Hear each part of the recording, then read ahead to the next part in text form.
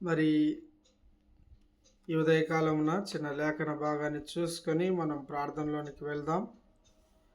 ఆదికాండము 19వ అధ్యాయము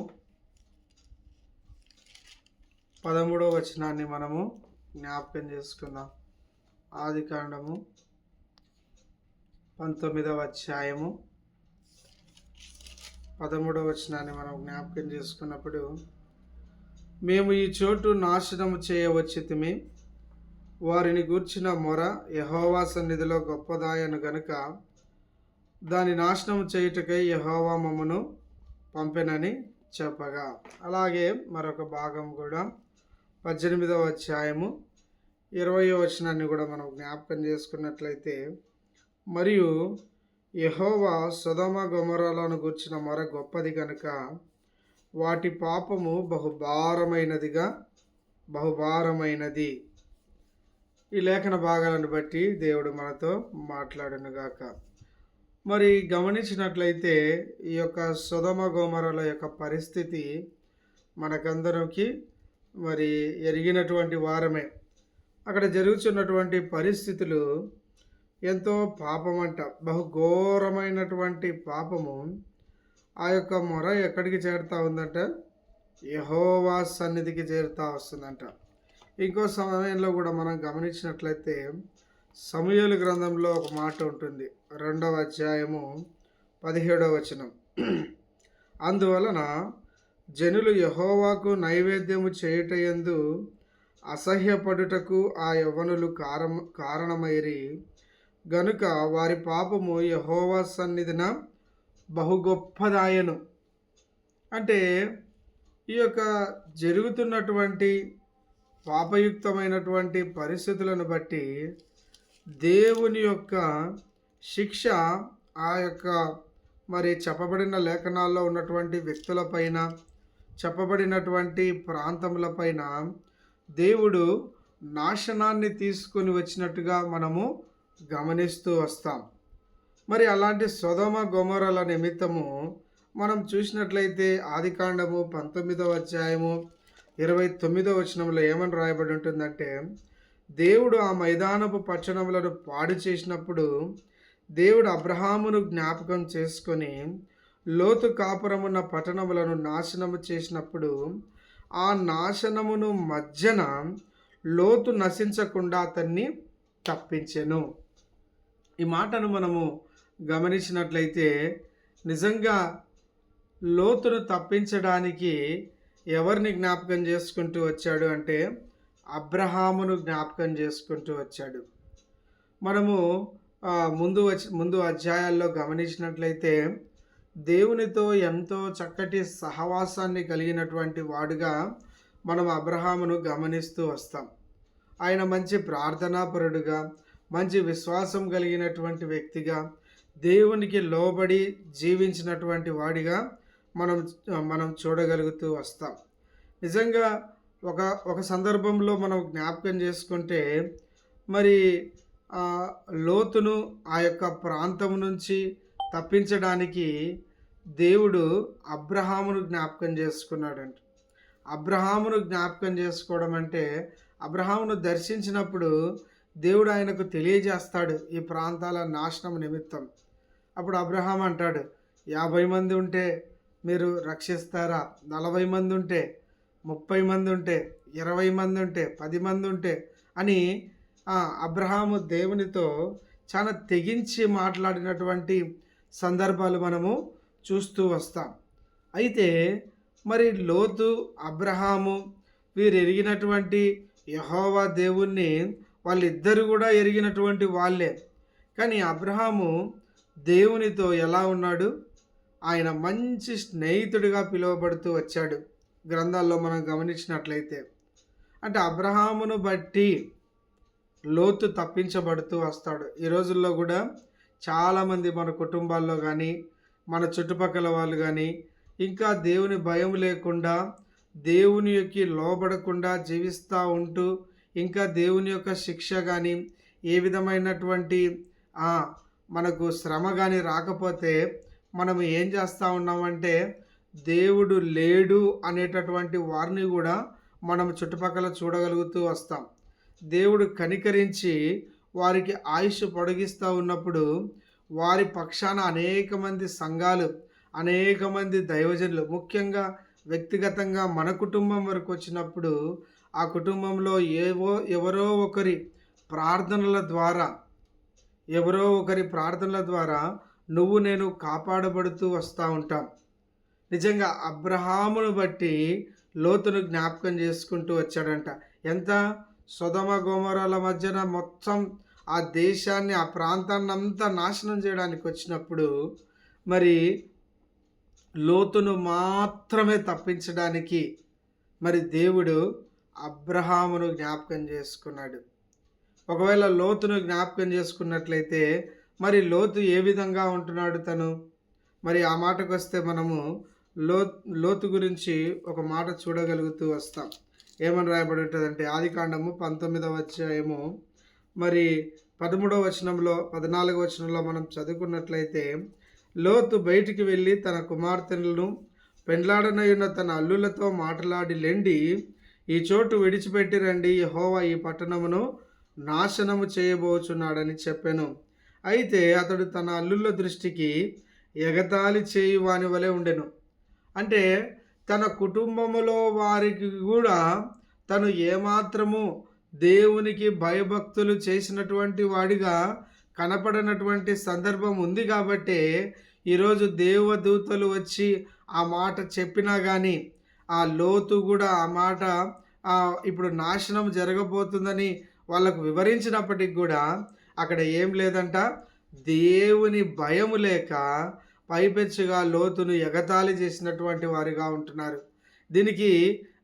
దీనికి మనము గమనించినట్లయితే లోతు తన విశ్వాసం కానీ, దేవునికి భయపడే విషయంలో కానీ, దేవునికి లోబడే విషయంలో కానీ ఎక్కడా కూడా తను చుట్టుపక్కల ఉన్నటువంటి తన కుటుంబీకులను సైతం ప్రభావము చేయలేనటువంటి వాడిగా ఉంటున్నాడు.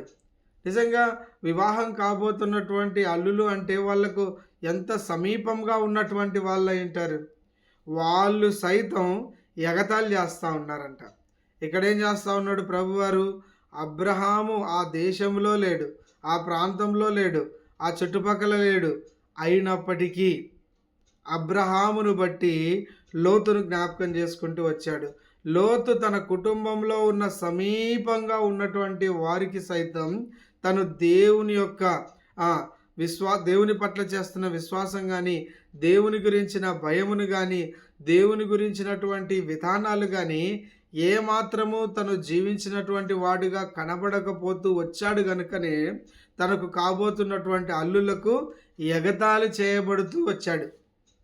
నిజంగా కదా, తను ఎంతగా ఎగతాళి చేయబడుతూ వచ్చాడు.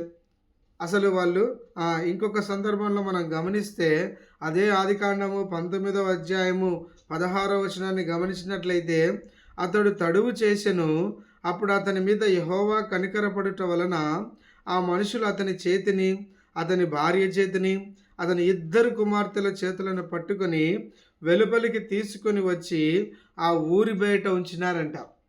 అంటే ఎంత భయంకరంగా లోతు ఉన్నాడు చూడండి. అతడు తడవు చేసెను అంటే నిదానిస్తూ ఉన్నాడు.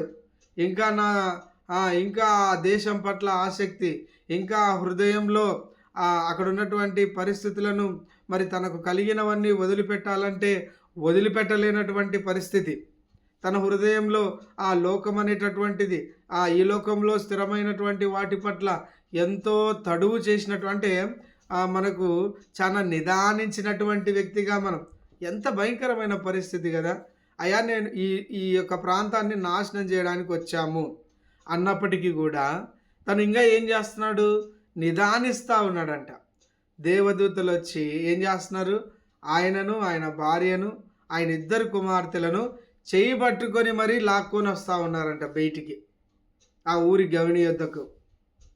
అంటే నేటి దినాల్లో నిజంగా దేవుడు మనతో ఎన్నిసార్లు హెచ్చరించినప్పటికి కూడా, ఎన్నిసార్లు మనల్ని గద్దిస్తూ ఉన్నప్పటికి కూడా మనం ఏం చేస్తూ ఉంటామంటే కొన్ని విషయాల్లో వాటిని విడిచిపెట్టలేనటువంటి వారంగా ఉంటాం. అవి మన హృదయాల్లో చాలా భయంకరమైనటువంటి తిష్ట వేసిన సందర్భాలు. మనకు తెలుసు దీనివల్ల మనం నష్టపోతూ ఉన్నాము, ఈ యొక్క బలహీనత వల్ల మనము అనేకమైనటువంటి విపత్తుకు మనం గురవుతూ ఉంటున్నాం. దేవుని యొక్క కార్యానికి మనం అడ్డుబండగా తయారయ్యాము. దేవుడు మన జీవితాల్లో చేయబోతున్నటువంటి ఉద్దేశాలకు మనం ఇంకా అవకాశం ఇవ్వకుండా ఆ విడిచిపెట్టనటువంటి బలహీనత, నిజంగా లోతు విడిచిపెట్టకపోవడాన్ని బట్టి ఒకవేళ మరి వాళ్ళు చేతులు పట్టుకొని లాక్కు రాకపోతే ఆ యొక్క ఏమై ఉండేవాడు, తను నాశనమైనటువంటి వాడిగా మనం చూడగలుగుతూ వస్తాం.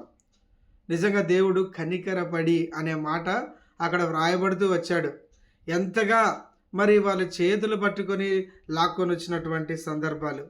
నిజంగా మనము ఈ ఇద్దరి యొక్క వ్యక్తుల విశ్వాసాలను గమనించినప్పుడు మరి మనం నేర్చుకోవాల్సినటువంటి ఉద్దేశం, అబ్రహామును బట్టి మరి లోతును తప్పించబడుతూ వచ్చారు. లోతు కనీసం తను ఉన్నటువంటి ప్రాంతంలో ఒక 10 మంది, ఆఖరుకు తనకు కాబోయేటటువంటి అల్లులను సైతం ఏమాత్రము ప్రభావితములు చేయలేనటువంటి భక్తిని ఆయన కనపరుస్తూ వచ్చాడు. నిజంగా మరి నిన్ను బట్టి నన్ను బట్టి మన కుటుంబాల్లో ఎంతమంది రక్షణలోనికి వచ్చారు, ఎంతమంది దేవునికి దగ్గరగా వస్తూ ఉన్నారు మనం చూడవచ్చు. లూదియా విషయంలో గమనించినట్లయితే తనను బట్టి తన కుటుంబం అంతా బాప్తిసం పొందినటువంటి వారిగా కదా. చెరసాల అధికారి తనను బట్టి తన కుటుంబం అంతా రక్షణ పొందినట్టుగా యెహోషువ చెప్తాడు, నేనును నా ఇంటి వారును యెహోవానే సేవించదము అని. ఈరోజు నీ ప్రార్థనలు నా ప్రార్థనలు బట్టి నా కుటుంబాల్లో ఎంతమంది దేవుని చేత కాపాడబడుతూ వస్తూ ఉన్నారు, దేవుని చేత ఇంకా రక్షణలో లేకపోయినా, ఇంకా బాప్తిస్వం తీసుకోకపోయినా, ఇంకా దేవుని భయం లేకున్నా వాళ్ళు కాపాడబడుతూ వస్తూ ఉన్నారు.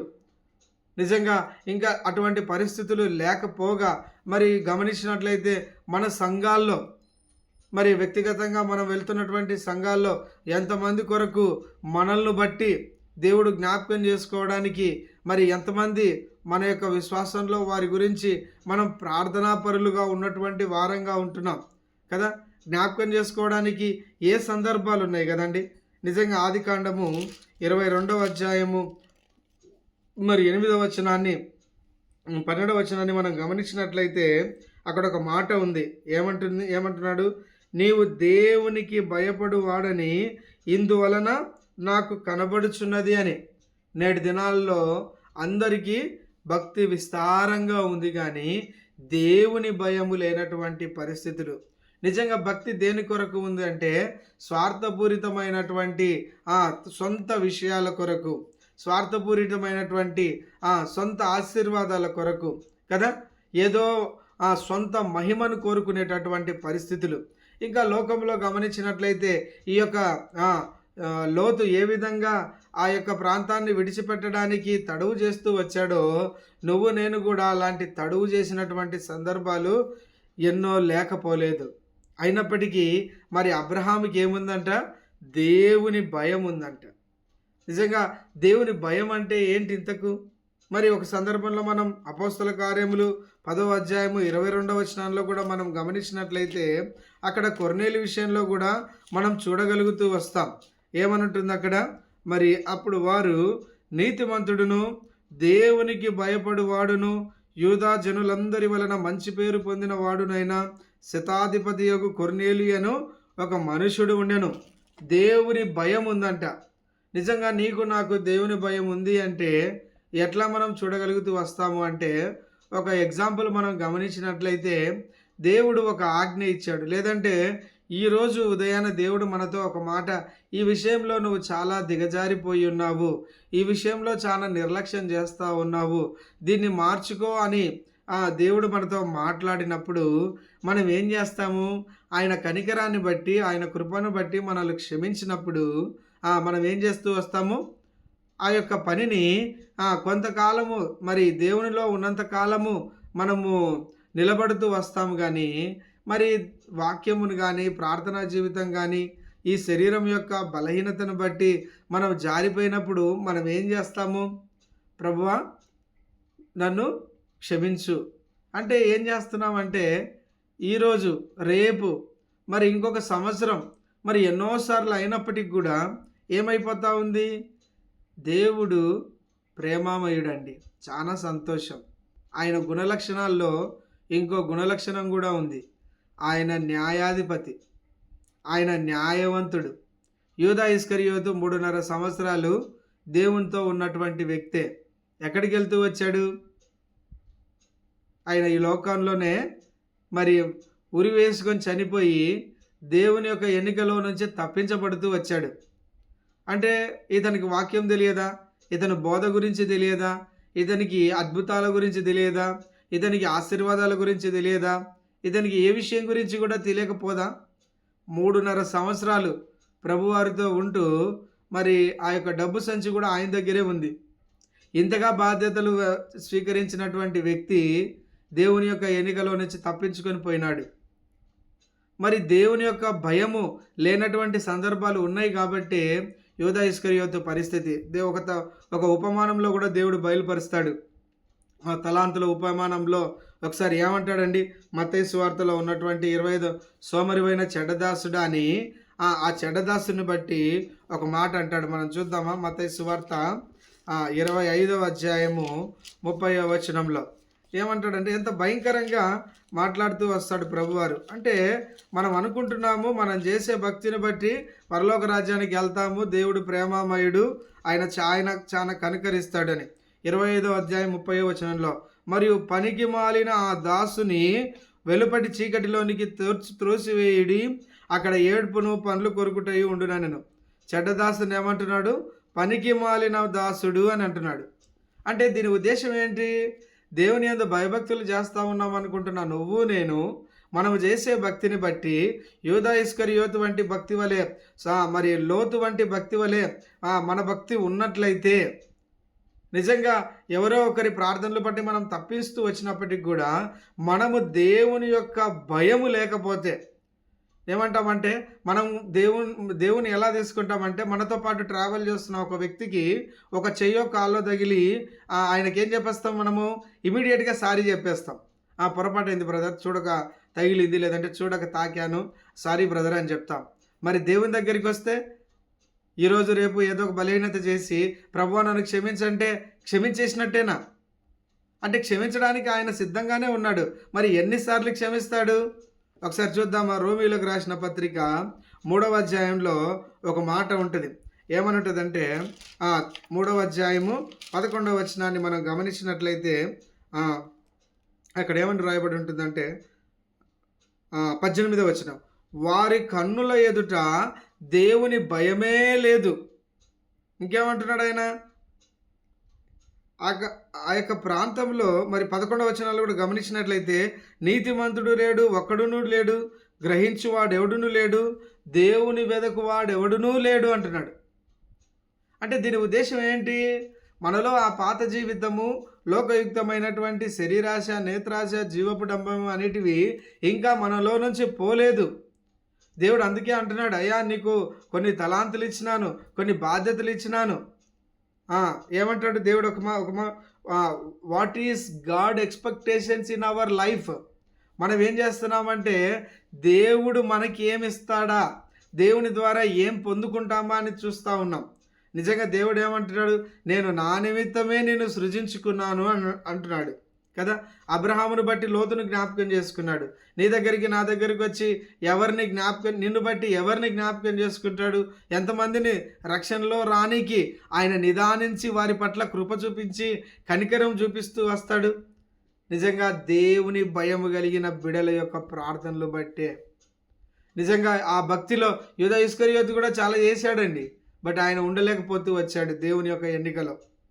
ఆ చెడ్డ పనికి మాలిన దాసుడు నరకంలో వేస్తూ వచ్చబడి, అంటే మనం దేవుణ్ణి ఒక కామన్ మ్యాన్గా చూడగలుగుతూ వస్తూ ఉన్నాం. ఆయన ఎంత ప్రేమామయుడో, ఆయన న్యాయాధిపతి, ఆయన న్యాయవంతుడు. ఒక దినాన ఆయన సింహాసనం ఎదుట నిలబడినప్పుడు నిజంగా ఆ యొక్క రక్షణ అయిన ఎన్నికలో నువ్వు నేను లేకుండా పోతే నిజంగా మన పరిస్థితులు ఏంటి? మనం అనుకుంటాం రక్షణ పొందున్నామని. మన యొక్క ఆలోచనలకు, మన యొక్క విధానాలకు దేవుడు ఆ స్పష్టత మన హృదయంలో కలిగినట్లయితే నిజంగా మనము ఏ స్థితిలో ఉంటున్నాం కదా. నిజంగా దేవుడు అంత చులకనగా దేవుని భయము. అందుకే సామెతల గ్రంథము 29వ అధ్యాయము 18వ వచనంలో ఏమని రాయబడి ఉందంటే, దేవోక్తి లేని ఎడల జనులు కట్టులేక తిరుగుదురు. అంటే దేవుని యొక్క భక్తి లేక జనులకు కట్టు లేదు. ఎన్నిసార్లు ఒకటే మాట చెప్పి విన్నా కానీ త్రోవ తప్పిపోయే పరిస్థితులు. ఎన్నిసార్లు దేవుని వాక్యం చేత హెచ్చరించబడినప్పటికి కూడా, గద్దించబడినప్పటికి కూడా వదిలిపెట్టలేనటువంటి నేటి దినాల్లో ప్రతి ఒక్క మనిషి కూడా అటువంటి పరిస్థితుల్లో దేవుని యొక్క భయం లేనటువంటి వారిగా ఉంటున్నారు. కాబట్టి దేవుని యొక్క భయం లేనటువంటి వారిగా ఉంటున్నారు కనుకనే వారి యొక్క ప్రార్థనలను బట్టి, వారి యొక్క భక్తి జీవితాన్ని బట్టి ఇంకా వారి కుటుంబాల్లోనే రక్షణ లేనటువంటి వారు ఉంటున్నారు. ఇంకా నా మటుకైతే చెప్పగలుగుతాను, అనేక మంది దేవుణ్ణి ఎరిగిన వారైనప్పటికీ కూడా దేవుని యొక్క చిత్తాన్ని కనిపెట్టలేనటువంటి వారిగా ఉంటున్నారు. నిజమైన భక్తి ఏంటంటే నిజమైనటువంటి దేవుణ్ణి పూర్తిగా ఎరగడమే.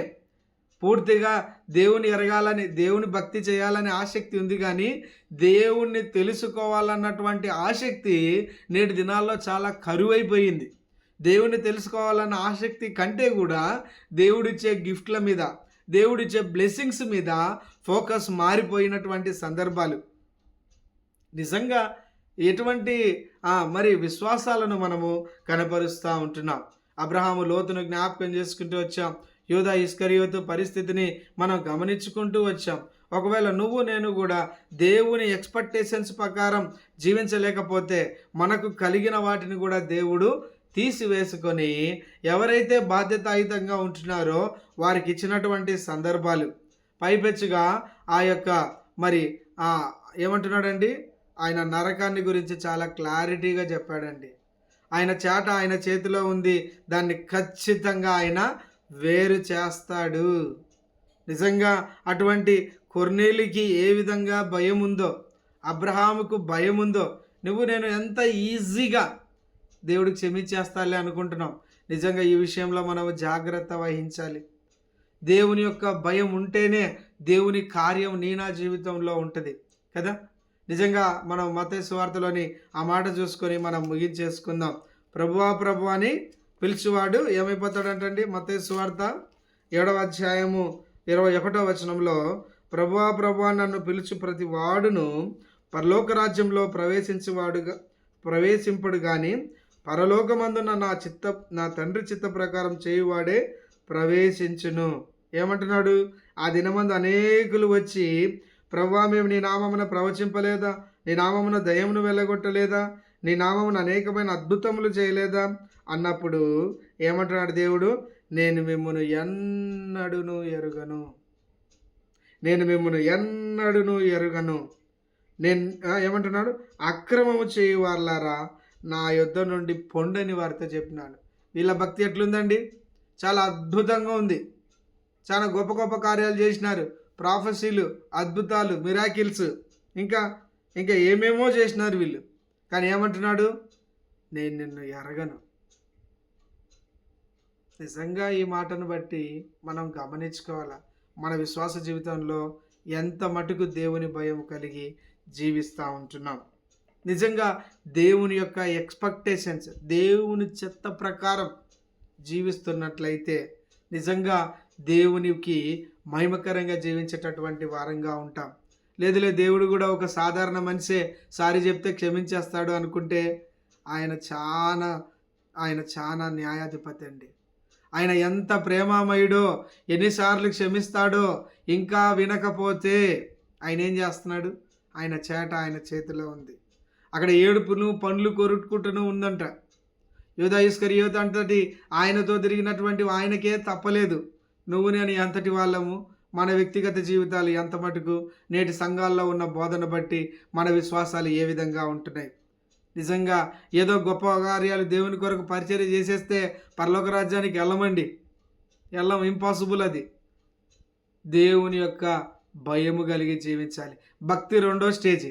దేవుని యొక్క భయభక్తులు అన్నప్పుడు, దేవోక్తి లేని ఎడల జనులు కట్టులేక తిరుగుదురు. నీకు కట్టుబాట్లు ఉన్నాయా? దేవుని యొక్క భయం ఉందా? దేవుని యొక్క ఆజ్ఞలకు లోపడుతున్నావా? దేవుడిచ్చినటువంటి 2 ఆజ్ఞల్లో 10 ఆజ్ఞలు సైతం గుప్తమై ఆయన ప్రేమ గురించి మాట్లాడుతూ వచ్చాడు.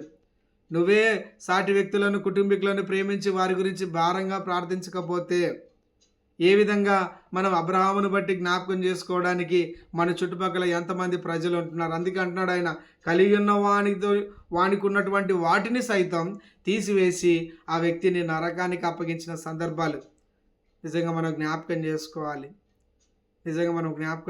అలాంటి భయంతో కలిగినటువంటి భక్తిని మనం కనపరుస్తూ ఉంటున్నామా?